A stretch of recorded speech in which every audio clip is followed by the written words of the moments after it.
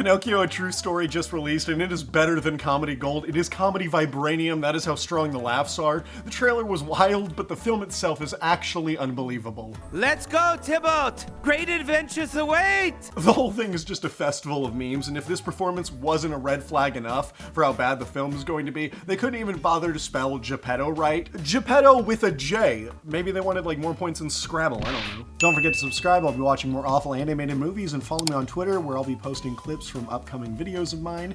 Now, great adventures await!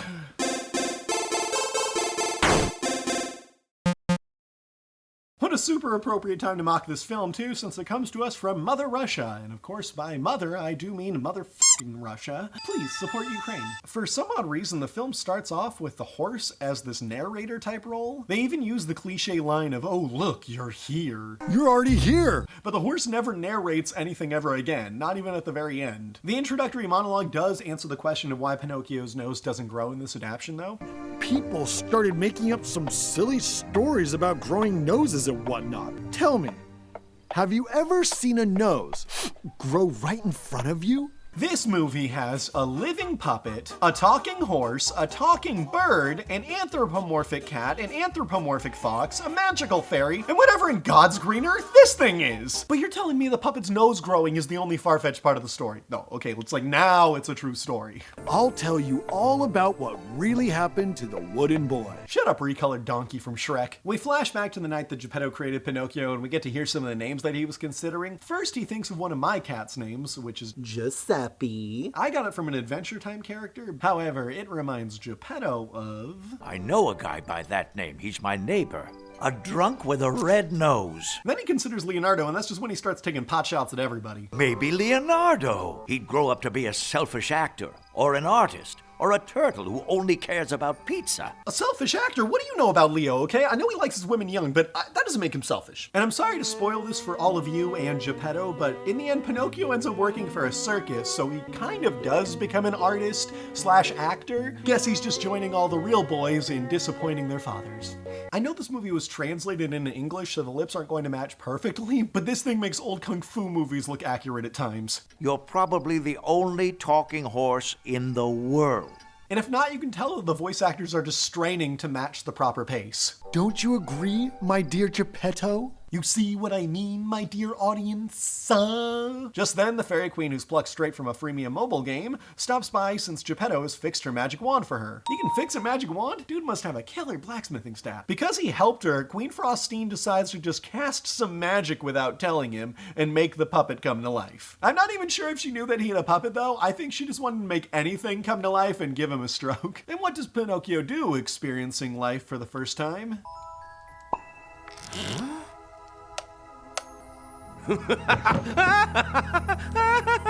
Oh no, burn it! Burn it with fire, demon!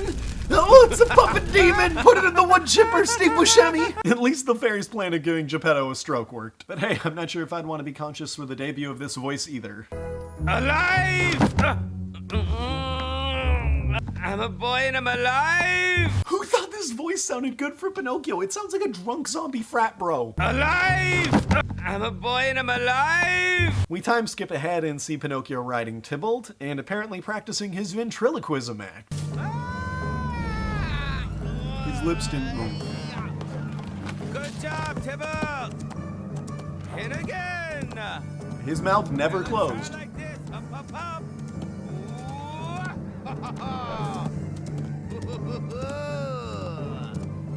His mouth's not open! His mouth didn't open! John Heder, aka Napoleon Dynamite, who's playing Tybalt the horse, sounds awkward at times in this, but never as awkward as when they make him actually do the horse sounds. It sounds more like the Penguin after he's just trapped Batman. Out of absolutely nowhere, a constable detective shows up at Geppetto's door looking for quote-unquote suspicious people. And I don't know exactly what it is about it. Maybe it's like the insecure male authority figure thing, but this guy just keeps reminding me of the dad from Ivan the Incredible. It's not a joke. It's a very serious matter. We're looking for tough criminals. No, he's strong, and you could learn a lot from him.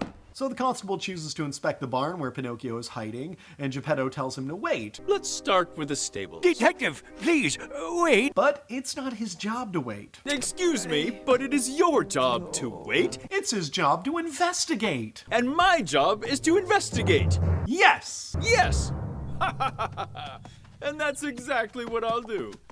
Some big noise conveniently happens and draws the detective's attention away, which leaves Pinocchio to ask the iconic question every boy must ask one day. Father, tell me, when can I leave to be on my own? Pauly Shore's just doing his normal Pauly Shore voice. He hardly sounds enthused or even awake. I've got the whole world to see. I want to meet other people. And some of these lines might have actually even sounded charming if they were delivered by a child voice actor and not Chicken Joe on helium. Time sure takes its sweet time. Maybe time just got lost on its way here. Pinocchio and Tybalt go off to see what another random noise was, Come on, Tybalt. Let's see what it was. but come to think of it, wouldn't the constable guy from before still be nearby? Yeah, no, that's just fine. Just leave. No, it's okay. The sound they heard was a horse carriage crashing about, but what started this horse carriage rampage? You asked for suggestions. Meow.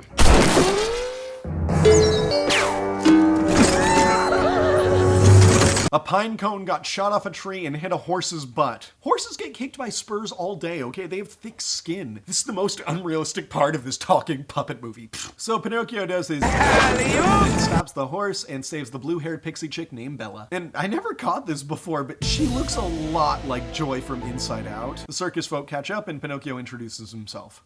My greetings, sir. Mamma mia! A wooden boy! Hey!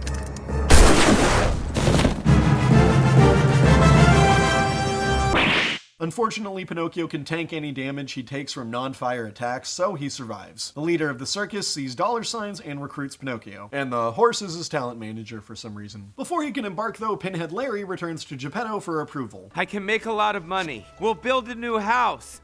I don't need money. I just need you, Pinocchio. Your own home should never feel like a prison. You can go. In the last scene, Geppetto was like, one day you can see the world, but you are too gullible. Now he's like, oh, well, wait, you can survive bullets? Oh, I guess it doesn't matter that you're a wood demon with the emotional intelligence of a zygote. I guess just go around, be in the world. Thank you, Daddy.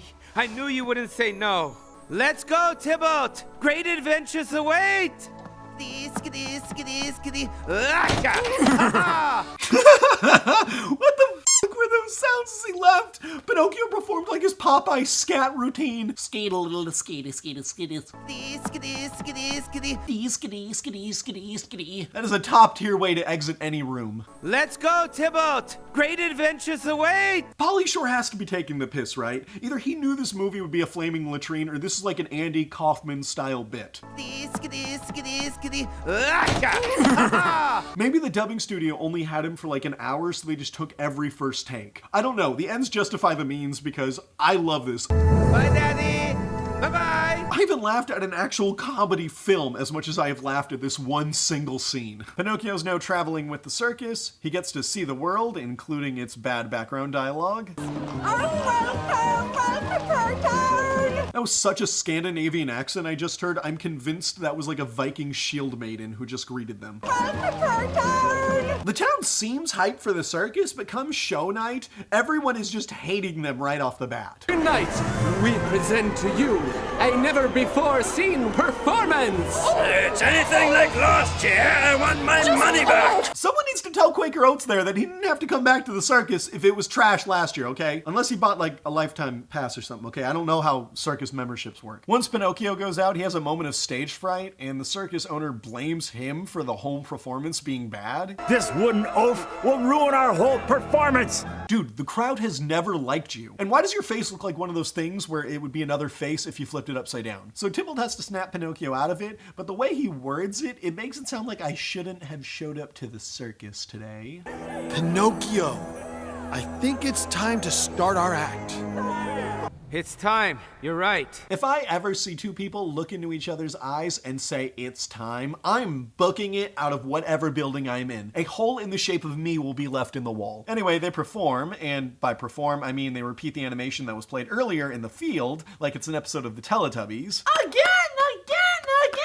I promise we'll go back to my father as soon as we see the world. Then we get this strange bit where Pinocchio begs Tybalt to be his father while they're away from Geppetto. I'm not kidding. But for now, since you're my talent agent, you can take his place. You want me to be your father? Just say yes. I promise I'll be a good son. Ever since Pinocchio's been given life, he has just been giving me thirsty boy vibes, okay? He likes Bella, he's got a daddy, but now he wants a horse daddy, okay? Personally, I'm a one-horse daddy kind of boy. Bella's performance is the grand finale where she does a trapeze act while singing, and frankly, it's not a terrible song. Every show is my own debut. But who cares? I want to make fun of stuff. This girl gets a standing ovation and a bouquet, but then comes over to Pinocchio and is like, ooh, ooh, how did I do? Well, guys, how did I do? Amazing. Girl, you know you did awesome. Quit playing dumb just so Pinocchio will simp over you. Your song was so beautiful, Bella. So the circus is fire everywhere it's going. Foreshadowing. Pinocchio and Bella are just crushing it. My confusion hits though when I never see them advertise Pinocchio as being a puppet or made of wood. This whole movie, Fancy Wario is wailing about how much he cares that he has a wooden performer, but he neglects to mention this in any of his posters. It's an odd nitpick, yes, but work on your marketing. Tybalt finds Pinocchio stalking Bella's trailer, and we get another example of the haha awkward translation. She is the real reason you left your home, and it has nothing to do with seeing the world. No, Tybalt, you're wrong. I mean, well, you're not exactly right. I did want to see the world, but as soon as I met her, I realized she is the most beautiful thing the world has to offer. I will call her Female Daddy. By the way, Pinocchio was watching her behind this curtain like it's Who's That Pokemon, but from the insider perspective, there's no curtain over any window. I'm not shocked that this film lacks continuity, like I wasn't trying to focus on it that hard, but I was watching the windows because Pinocchio is out this window, and in the next scene, the villains talking about their plan are right out this window. You'd think the criminals wouldn't discuss their plans out in the open, but I guess thinking isn't this film's strong suit. For instance, let's play a game. Guess the names. What do you think these characters' names are? Did you guess Fox and Cat? Because you are correct! These writers must have been constipated because they did not give a single shit when writing this thing. They even use terrible plot cliches like when two characters have a misunderstanding just because one character words things the way that nobody would ever word something. Who's there? It's just me. You're a great guy, that's true. But it's better if you leave before something terrible happens. You want me to leave the circus? Trust me, it will be better this way. You have to leave as soon as possible. But... No buts. Get out, leave! I don't even like you!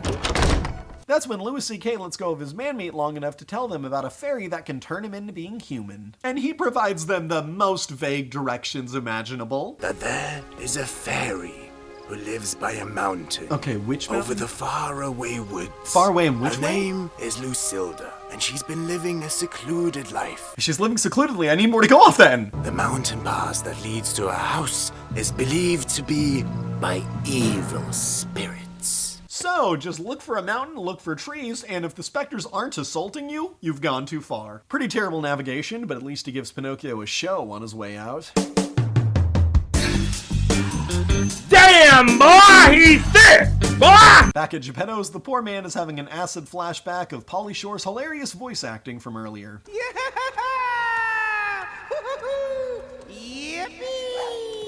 He realizes how funny it truly is and heads off so he can be a daddy again. Along the way to find the fairy, they stop by a tent where the fox and the cat are pretending to be the fairy. They want the 5 coins that Pinocchio has earned from the circus. 5 gold coins?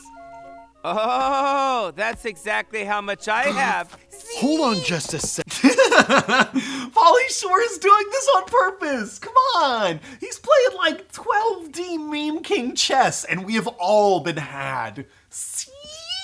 Hold on just a sec. That line is super funny, but right after it is honestly a perfect reaction gif. Please excuse my friend. Here's your money. Please excuse my friend. Here's your money. If I didn't already know this wasn't made in the US, the next bit where a character comes out with a pistol and a white hood over his head would be a clear giveaway. Zoink Scoob, this movie is supposed to be for kids. They escape the KKK's furry convention and somehow stumble upon the path to the fairy. Bleached Rio here pretends to be the scary evil spirits. However, Pinocchio just sounds more annoyed than cautious. Dear evil spirits, we're just looking for a fairy named Lucilda. We want to ask her for a teeny favor. Oh, come on, spirits. Let let me pass. I'm trying to get laid. The voice acting isn't exceptionally bad in this next clip, but the animators decide to make Pinocchio's gestures just really over the top. Watch. I'm not going anywhere. Aren't you supposed to be feeling it as my father? Then act like a father. You're supposed to teach me courage. He used so many emphatic arm gestures, it was like a stereotypical Italian guy in a Theater 1 class. Pinocchio and Tybalt then race through a rock slide this bird unleashes upon them. Somehow? A bit extreme. You could have killed the pony. And then when they do make it through, that's the only defense for the castle. The fairy's even just walking around in her front yard like, oh, saw dude, you still alive? Really chill after sending your pet to murder them. So nice to meet you, Senora Lucilda. My name is Pinocchio, and this is my friend Tybalt. And I'm guessing you've noticed, I'm a wooden puppet. And I'm guessing you've noticed, I'm a wooden puppet. I'm just an immortal acrobatic god. Who wants to come? Please make me human. Here's the crazy part. She says no. After doing that near-death trial, she sends them away and doesn't even assist them at all. And it's not like she can't do it. She can. She's just lying about it. She doesn't want to. Why didn't you turn him into a boy? For you, that's easy peasy. It would have been easy peasy for her. Her only wish is to cause chaos, though. She doesn't want to help people. Back at the circus, this big toe with limbs is angry to hear Pinocchio is trying to become human. I need a talking puppet! Why does the performer have to be wooden? You don't need a puppet. You just need like a horse-riding acrobat. I mean, that's still rare to find, but a lot easy peasier than a puppet. Do you really believe in magic, boss? He's a puppet, and he'll always be a puppet. I thought this was being played as a joke, like, oh, I'm a talking cat. Obviously magic is real. But the talking cat is seriously saying, dude, magic isn't real. A puppet may be walking and talking as well as a horse, his talent manager, daddy thing, but the puppet won't become a real boy. What are you, an idiot? So Pinocchio and Tybalt are going back to the circus, and we get the most obvious example that Tybalt was written with Donkey from Shrek in mind. This is the good thing about the time we live in. You can't spit without hitting a fairy. Not only is that exactly the kind of thing Donkey would say, it doesn't even make sense in the movie though. I thought that clown from earlier told them a legend of a fairy, and Tybalt didn't even believe it at first, but now he thinks that there's an overpopulation of fairies? 1, 2, 1, 2. So the constable and his lackeys appear again in glorious fashion. Hurry up! We detectives lead the way. 1, 2. I forgot to mention a scene earlier where the constable sees a poster advertising the circus with Pinocchio on it, thus making the constable be like, we must inspect the circus. It's suspicious that it's operating. There's nothing to prompt him to track down the circus, he just does. It's only by the grace of Deus Ex Machina that the constable's actually right about this circus being shifty. And he's wrong because he thinks Pinocchio's the ringleader, so technically he does not win this game of Clue. Prospector Pete goes to ensure Bella will keep Pinocchio at the circus, which is when she exposits. My most beautiful, most loving child. You're not my real father. What? You two aren't related? I'm so shocked. I don't think I needed Maury to tell me that that guy was not the father. R.I.P. the Maury Show. In the arms of the angel. Pinocchio gets caught and interrogated by the constable, but the dude is so hyped to catch him it actually causes microphone static. Oh, that's what you all say, but if everyone's innocent, who committed the robberies? Who committed the robberies? Me? I don't know, maybe it was you. Why did Pauly Shore have a small giggle there? Pinocchio is obviously not happy here, but he's like, I'm gonna make him sound amused. Maybe it was you. Whoa, maybe it was you. Once he hears Pinocchio speak, the constable does us all a favor. You leave me no choice but to shut you up.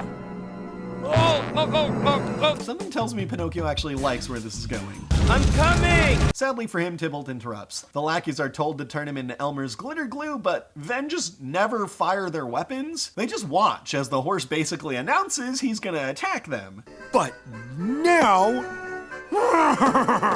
you'll see my bad side. No joke, they had their rifles pulled for 45 seconds. Wouldn't you shoot after one of you got bucked into the tree? Did they just shart in their skinnies because they were seeing a talking horse? Tybalt sees Pinocchio has Daddy Constable's hanky, and then he's like, I gotta go do something, but wait right here. You can't come with me though, because you would just get in the way. Just why any of this? Just say what you're gonna do, and why can't he go with you? All Tybalt ends up doing is walking around the town. Oh yeah, but if they didn't split up, Pinocchio couldn't be caught by the circus gang. Bella does try to explain the situation to Pinocchio. Do you know what your father and his friends really do? Yes, no.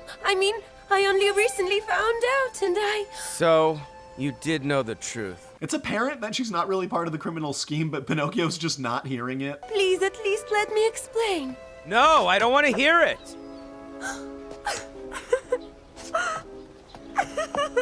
Pinocchio has proven that he can be a real man by telling the girl he likes what she knows and making her cry. The circus furries then lock Pinocchio away. Pinocchio? Huh? Father? Daddy?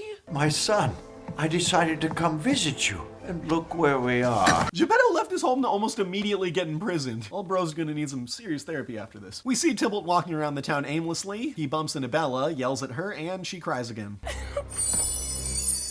Oh, I'm sorry. Where did you get that handkerchief? It was with me when Jafoko found me in the woods as a child. He's not my real father. Thanks for the conveniently timed reveal of that information. Tybalt goes full Ace Attorney investigations, connecting the dots as to who Bella's father really is. But he doesn't spoil the mystery for any brain-dead infants who may be watching. Horsey frees Pinocchio. Tybalt, you found us! And the rest of the circus has agreed to help thwart Cat, Fox, and Mangiafoco. Mangiafoco is the circus leader guy's name. I don't think I brought that up yet. I love this attempt from the filmmakers to coyly inset the idea of a military coup into the Russian public, though. Russia's just a big circus that needs to overthrow its Mangiafoco. So the next show night, the circus performers do a group act together. It's a song. Or at least it sure is trying to be. Like, do songs have to rhyme? Because this one doesn't. Attention, please, my dear friends. I'm gonna tell you now. Some thieves are hiding gallows guests and robbing everyone. Like, I thought he was gonna sing The Whole Town. The horse had just ended his line on now. I'm gonna tell you now. So Pinocchio could have rhymed better if he had sung Robbing the Whole Town. And robbing everyone. Why robbing everyone? The lyrics are so bad, it sounds like when you mess up in Parappa the Rappa. While the audience is watching us, the thief walks down the street. He opens all the doors he wants and hides behind the coat. Basically, the sound people put about as much effort into this as Pauly Shore did in his voice acting performance. There's even like a bit where they all try singing as a chorus, and it's so sloppy, you can't even make out what they're saying. We're innocent as lambs, and yes, we're born artists. The best reward for us is watching how you smile. You know, you could have just filed a police report, right? The cat, the fox are guilty. And Mangiafoco is their boss. Their boss. They are the greatest villains, Mangiafoco is the boss. Now they're just low-key praising them. They're like, greatest villains, bro. They freaking got us. What is going on here? What in the world is this? Did any of you know about this? Yes, the Cat and the Fox totally had something to do with that song that incriminates them as well. They're just like, going to jail sounds fun. Mangiafoco throws a tantrum and tosses a lantern onto the ground, which causes a fire. The constable orders the thieves to be arrested, but Colonel Mustard isn't going out easy peasy. Ah, good luck with that. Huh? Oh wait, nope, maybe he is, never mind. Huh?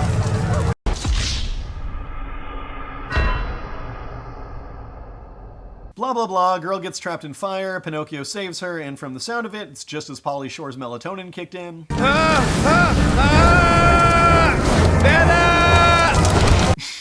It's just, there's nothing more to say. This is the performance he gave, and this is the performance they accepted. Pinocchio is pulled out of the burning tent by Tybalt, but has somehow died. I don't know. The screenwriters are just sprinting to get to the end of this thing. Ripping off a cinema classic, Pokemon the first movie, Bella cries on Pinocchio, and her tears revive him. Buddy! You are alive! What? What am I? I'm a boy and I'm alive! And even makes him human! Oh. Senor Lucilda, did you do this? No, my sweet boy. Only someone with a real heart and soul could do this. Oh, look at him! Human Pinocchio is just so cherub and baby-faced! He's like if the Cocomelon baby grew up, but like his face never matured. Detective Brioni, would you be so kind as to show me your handkerchief? I don't think I have it. Of course not. You left it in my mouth. Remember? Wrapping things up, the evil can of cheddar Pringles admits how he obtained Bella. I never found you. I just bought you, little girl, from someone who kidnapped you from your parents. I love the way he calls her like a little girl. You little girl. The amount of joy that he's feeling while recalling this felony. From your parents. He even cheats out towards the camera when he delivers his evil chortle. Oh my God. No one was taking this seriously. The constable says that his daughter being kidnapped is actually what prompted him to become a detective. And that's when I decided to become a detective. Father and daughter are reunited, the criminals have been stopped, and the circus is still on fire. Does someone want to put that out? We can talk later. No? Oh, and Mandrapoko's not handcuffed. Okay, nope, we're just leaving it burning then? All right. Yep. In the final scene, we see that the constable is taken over as the circus's ringleader. Guess he just dropped any open investigations he might have had. He's like, screw them. I mean, I found my daughter. I'm happy. Serial killers, what? With that, Pinocchio lives happily ever after as an adult baby. Just like Michael Cera. Well, that was Pinocchio, A True Story. I watched it, so you didn't have to. You're welcome. And thank you to Pauly Shore for this amazing performance. It's unforgettable. Hats off to you, good sir, okay? All the Netflix specials can't even hold a candle to just one line that you delivered in this picture. Chris Pratt, you better be worried, okay? Because we're about to enter the age of Pauly. And I can't wait. I've got more uploads coming though, so please subscribe. It would make you officially my daddy if you did, so, go do it. Okay, bye daddy! Life's so short, don't you understand?